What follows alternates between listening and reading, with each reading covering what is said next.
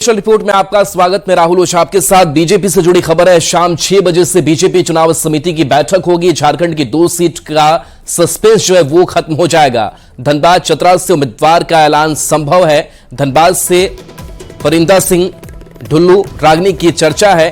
चतरा से गिरिनाथ सिंह कालीचरण सिंह का नाम चर्चा में है। वहीं चतरा से प्रवीण सिंह का भी नाम गया हुआ है। और अधिक जानकारी के लिए रांची संवाददाता निरंजन हमारे साथ जुड़े हैं। निरंजन, जो बैठक होगी और इस बैठक से क्या यह माना जाए कि उम्मीदवार का जो नाम है वो सामने आ सकता है? कई नाम रेस में हैं।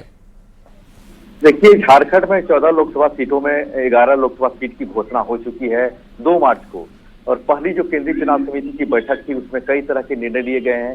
निश्चित तौर पर अब जो दूसरी केंद्रीय चुनाव समिति की बैठक आज शाम 6 बजे से होने वाली है, इसमें प्रधानमंत्री सहित कई केंद्रीय मंत्री जो समिति के मेंबर होते हैं वो मौजूद रहेंगे और शाम 6 बजे से इसकी बैठक शुरू होगी। निश्चित तौर पर जो चर्चाएं चल रही है, प्रत्येक लोकसभा, अगर हम बात करें धनबाद और चतरा की जो चर्चाएं चल रही है, इससे 3-3 नामों का यहाँ भेजा गया है केंद्रीय चुनाव समिति के पास। और केंद्रीय चुनाव समिति के बैठक के बाद जो नाम भेजा जाता है वो प्रस्तावित नाम संसदीय बोर्ड तय करता है। उसके बाद उसकी घोषणा होती है। जो चतरा से जहां तक की बात है, इसमें गढ़वा से गिरिनाथ सिंह रहे हैं और गिरिनाथ सिंह एक लंबे समय तक काफी राजनीति का कद बढ़ा रहा है बिहार झारखंड की राजनीति में। और दूसरा नाम है कालीचरण सिंह, बिहार जाति से आते हैं। गिरिनाथ सिंह राजपूत जाति से आते हैं। मैं जाति का चर्चा इसलिए कर रहा हूँ कि चतरा जो सीट है अभी फिलहाल में वो सुनील सिंह के पास है और सुनील सिंह आते हैं राजपूत से। और धनबाद की जहां तक की बात है, धनबाद के जो ही वर्तमान में सांसद हैं, दूसरी बार वह सांसद बने हैं। पहली बार वह 2009 में बने, उसके बाद 14 में बने और जिस तरह से 2019 में बने, फिर 14 में बने। लेकिन जिस तरह से दोनों सीटों को लेकर के एक जातीय समीकरण की कवायद की जा रही है, कहीं न कहीं दोनों सीट पर एक राजपूत जाति का उम्मीदवार 100% होना तय है। लेकिन जो नाम गया है, इसमें हम बात करें तो बाघमारा विधानसभा है, वहां के विधायक वर्तमान में ढुल्लू मत हैं। दूसरी नाम गया है वो रागनी सिंह है। रागनी सिंह अगर हम बात करें तो ये सिंह मेंशन से आते हैं। इनके जो पति अभी नीरज सिंह हत्याकांड में संजीव सिंह जेल में बंद है। और तीसरा जो नाम आ रहा है वो परिंदा सिंह है। परिंदा सिंह के जो पति हैं वो ग्रामीण विकास मंत्रालय में उनके हस्बैंड सेक्रेटरी रैंक के हैं। ये भी राजपूत जाति से आते हैं। निश्चित तौर पर दोनों सीटों को लेकर पूरे, अगर हम बात करें झारखंड की राजनीति नहीं बल्कि पूरे बिहार की राजनीति की निगाहें टिकी हुई है। इसलिए टिकी हुई है कि अभी बिहार में एक भी सीट की घोषणा नहीं हुई है। और जहां तक की बात है, झारखंड में 14 लोकसभा सीट हैं, इसमें 11 सीटों की घोषणा हो चुकी है।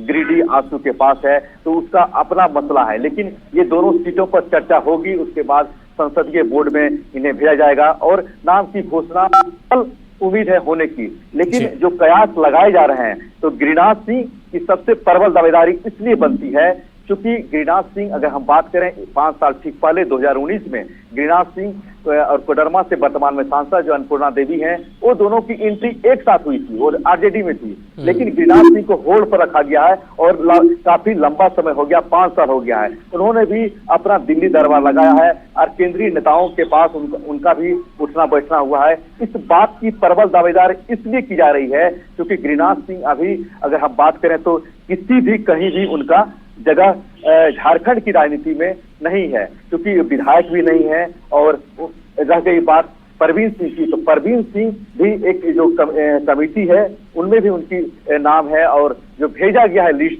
हम बात करें यहाँ से झारखंड की जो चलिए बिल्कुल। तो रेस में कई नाम है और इस रेस में कौन जीतते हैं, नामों के ऐलान को लेकर के एक देखना दिलचस्प होगा। बहुत बहुत शुक्रिया इस अपडेट के लिए आपका।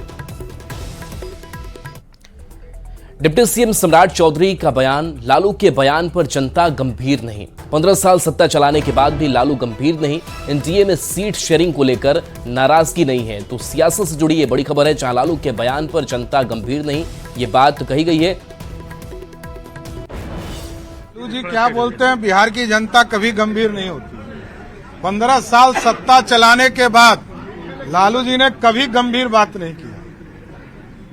और आदरणीय अमित शाह जी ने साफ तौर पर अपराधी माफियाओं को संदेश दिया है कि उनको उल्टा लटकाने का काम किया जाए और अपराधी को छोड़ा नहीं जा सकता। और अपराधी हो या माफिया हो, उनको 24 घंटे में रिजल्ट मिल भी गया है। चिराग को लेकर सर कुछ बातें कहें कि चिराग नहीं, सबसे कोई नाराजगी नहीं है, सबसे समझौते की बात चल रही है। पार्टी के वरिष्ठ नेता लोग सभी गठबंधन के साथियों के साथ वार्ता कर रहे हैं। जब सभी से वार्ता कंप्लीट हो जाएगा तो आपको सूचना दी जाएगी। बिहार विधान परिषद चुनाव के लिए आज 8 प्रत्याशी ने नामांकन किया। आरजेडी से पूर्व मुख्यमंत्री राबड़ी देवी ने लगातार चौथी बार नामांकन किया। इनके साथ आरजेडी से उर्मिला ठाकुर, फैसल अली और माले से शशि यादव ने भी नामांकन दाखिल किया। आरजेडी उम्मीदवारों के नामांकन के समय आरजेडी अध्यक्ष लालू प्रसाद और नेता प्रतिपक्ष तेजस्वी यादव भी मौजूद रहे।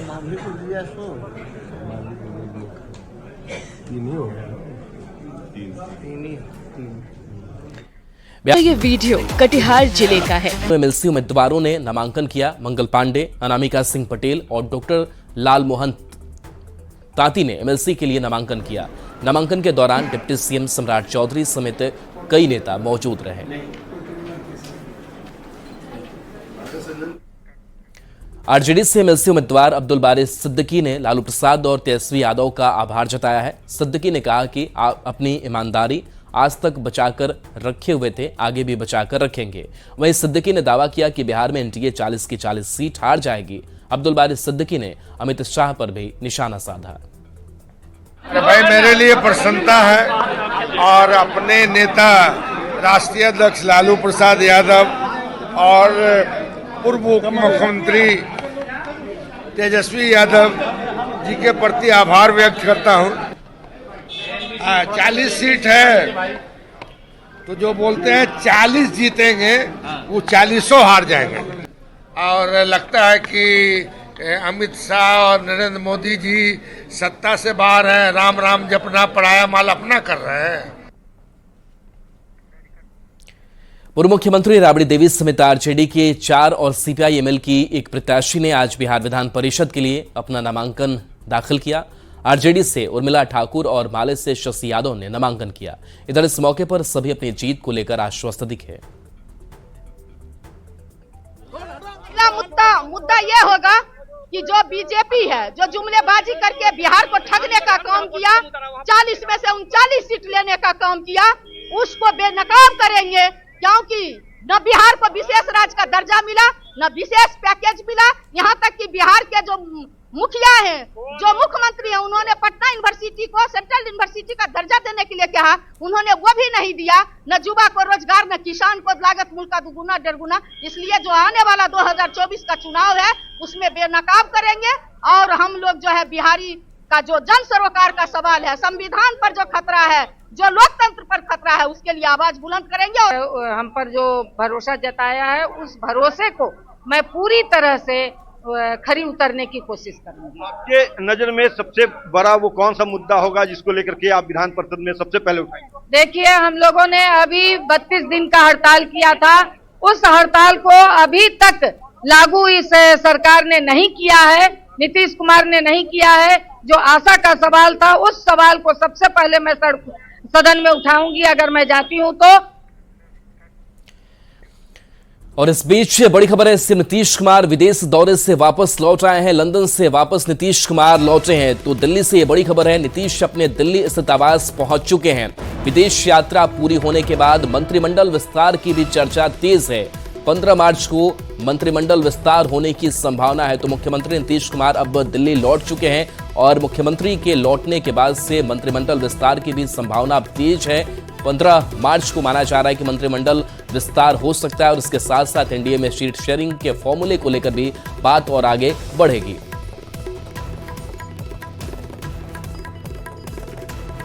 इलेक्टोरल बॉन्ड मामले में एसबीआई को तगड़ा झटका लगा है। सुप्रीम कोर्ट ने एसबीआई को कड़ी फटकार लगाई है। फटकार लगाते हुए 30 जून तक समय बढ़ाने की अर्जी को खारिज कर दी है और एसबीआई को कल तक का वक्त दिया गया है। सुप्रीम कोर्ट ने कहा है कि एसबीआई कल तक आंकड़े उपलब्ध कराए। 15 मार्च को इलेक्शन कमीशन इस डेटा को पब्लिश करेगा। सुप्रीम कोर्ट ने एसबीआई को सख्त चेतावनी दी है कि अब अगर आदेश का पालन नहीं किया गया तो अवमानना का नोटिस जारी किया जाएगा।